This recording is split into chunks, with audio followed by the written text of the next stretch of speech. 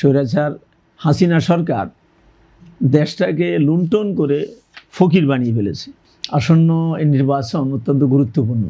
বিশেষ করে 2024-এ 5 আগস্টে যে রাজনৈতিক পট পরিবর্তন হলো, এই পরিবর্তনের প্রেক্ষিতে এই নির্বাচন এবং এই পট পরিবর্তনের একটা জন আকাঙ্ক্ষা ছিল এবং এই পট পরিবর্তনের স্পিরিট ছিল আলাদা। সেটাকে এই নির্বাচনে ধারণ করার জন্য আপনার বর্তমান অন্তর্বর্তীকালীন সরকার প্রায় 17 মাস ধরে চেষ্টা করছে রাজনৈতিক একটা ঐক্য সৃষ্টি করে, যাতে জাতীয় সমস্যাগুলো সমাধান করে একটা সুস্থ নির্বাচন দেওয়ার জন্য। সব বিষয়ে ঐক্য সৃষ্টি করতে পারেনি, যতটুকু পেরেছে ততটুকু হা না ভোটের মাধ্যমে পাশ করার চেষ্টা করবে। এখন দিন জাতীয় নির্বাচন এবং হা না ভোট দুইটাই অনুষ্ঠিত হবে। বর্তমানে বাংলাদেশে সবচেয়ে বড় চ্যালেঞ্জ এটা, বিগত দিনে এই যে 16 বছর আমাদের দেশের অর্থনীতিটাকে ধ্বংস করে দিয়েছে।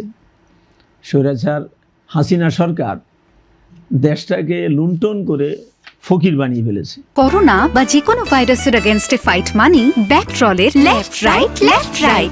আজকে দেখেন ব্যাংকগুলোর অবস্থা দেখেন, অলরেডি তো 5টা ব্যাংকে একত্রিত করে একটা সম্মিলিত ইসলামী ব্যাংক করার জন্য উদ্যোগ নিয়েছে, যদি এটা এখন পর্যন্ত চূড়ান্ত পর্যায়ে যায়নি। তারপরে বিদেশে অর্থ পাচার 100% বন্ধ না হলেও উল্লেখযোগ্য হারে অর্থ পাচারটা বন্ধ করেছে অন্তর্বর্তী সরকার। কিন্তু ব্যর্থতা যেটা, সেটা হলো এই যে পাচারকৃত অর্থ এটাকে ফিরিয়ে আনতে পারে নাই। আর দ্বিতীয় যে ব্যর্থতা, এই যে 17 মাসে দেশে স্থানীয় কোনো ইনভেস্টমেন্ট হয়নি, বিদেশি কোনো ইনভেস্টমেন্ট আসে নাই। কিন্তু ঘটা করে আন্তর্জাতিক ইনভেস্টমেন্ট সম্মেলন করা হয়েছে খুব সুন্দর এবং চমৎকার, কিন্তু বিদেশিরা আসে নাই কি জন্য? সবাই অপেক্ষা করছে জাতীয় নির্বাচন, যে জাতীয় নির্বাচনের পরে স্থানীয়রাও ইনভেস্টমেন্ট করবে, বিদেশিরাও ইনভেস্টমেন্ট করবে। এই নির্বাচনের দিকে তাকিয়ে আছে। তাহলে কেমন নির্বাচন চাই আমরা?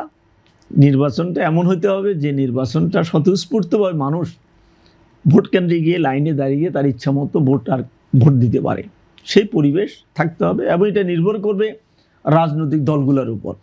রাজনৈতিক দলগুলো যদি সঠিক আচরণ করে তাহলে সত্যিকার ভোট হবে।